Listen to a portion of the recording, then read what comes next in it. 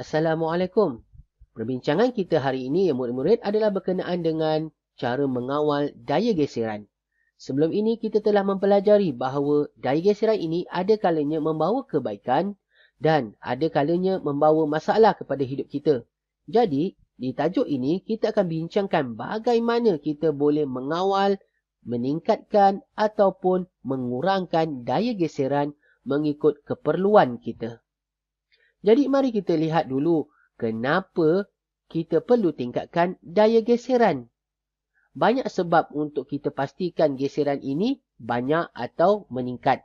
Yang pertamanya, memudahkan pergerakan. Sama ada kita untuk berjalan, bersukan ataupun memandu kenderaan, semua keadaan ini memerlukan geseran. Kerana tanpa geseran, sudah tentu kita akan tergelincir ataupun mengalami kemalangan. Ia juga penting untuk membolehkan kita memegang objek. Jika tanpa geseran, objek yang kita pegang mungkin akan terlepas daripada pegangan kita. Jadi kita akan bincangkan bagaimana cara-cara boleh meningkatkan daya geseran. Yang pertamanya, pastikan permukaan tapak bercorak.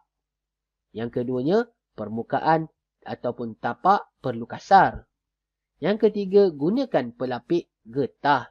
Dan yang keempat, menggunakan sebuk bedak ataupun kapur. Saya sokongkan beberapa gambar untuk memastikan anda memahami 4 sebab ini.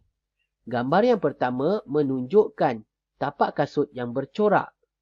Ini memastikan perjalanan ataupun pergerakan manusia tidak tergelincir. Yang seterusnya, gambar permukaan jalan yang bertar diperbuat supaya ia kasar, memastikan pergerakan kenderaan tidak tergelincir. Bayangkan kalau permukaan jalan ini diperbuat daripada permukaan simen ataupun tile, jubin. Sudah tentu ketika waktu hujan, banyak kenderaan akan terbabit kemalangan. Yang ketiga adalah gambar alas kaki, yang mana bahagian bawah alas kaki ini diperbuat daripada getah, memastikan supaya apabila kita keluar daripada tandas ataupun berkaki basah, kita tidak tergelincir. Dan akhir sekali adalah gambaran di mana atlet ahli sukan menggunakan sebuk bedak ataupun kapur untuk meningkatkan genggaman mereka.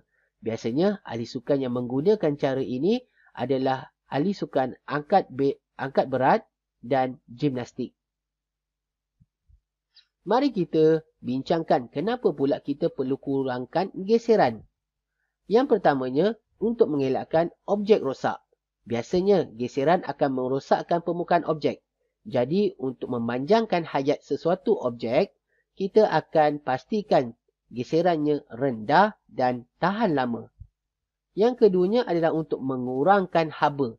Sedia maklum, apabila berlaku geseran, objek yang bergeser akan menjadi panas dan menghasilkan haba. Oleh itu, objek yang panas ini akan menyukarkan pergerakan.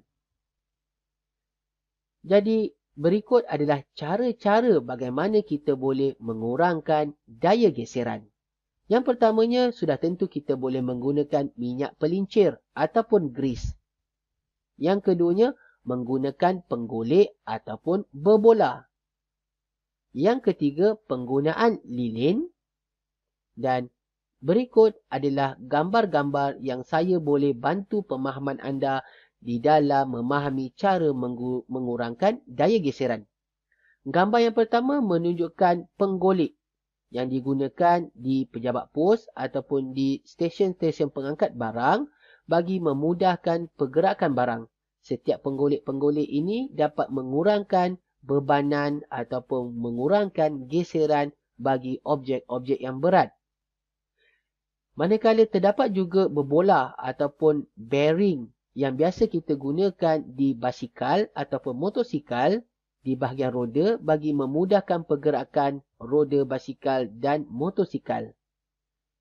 Berikut gambar yang kedua adalah memaparkan bagaimana penggunaan minyak pelincir di dalam enjin kenderaan.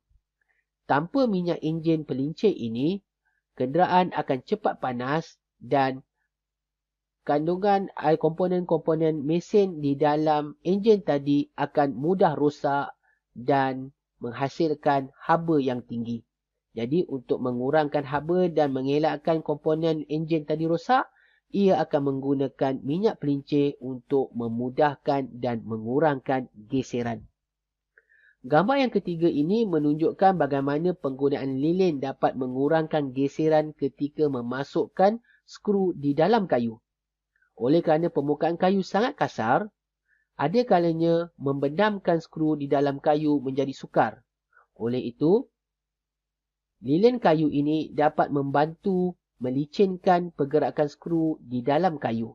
Jadi, ahli tukang akan mudah memasukkan skru apabila menggunakan lilin ini.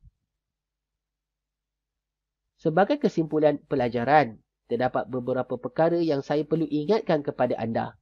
Yang pertamanya, geseran boleh ditambah dengan menggunakan permukaan getah ataupun permukaan yang kesat serta kasar. Ini bagi memudahkan kita bergerak ataupun memegang sesuatu barang. Yang keduanya, geseran boleh dikurangkan dengan menggunakan permukaan yang licin ataupun menggunakan minyak pelincir. Jadi, sesuatu enjin dapat digunakan dengan lebih efisien dan mengurangkan haba yang dihasilkan. Itu saja hasil daripada perbincangan kita. Sekian, terima kasih.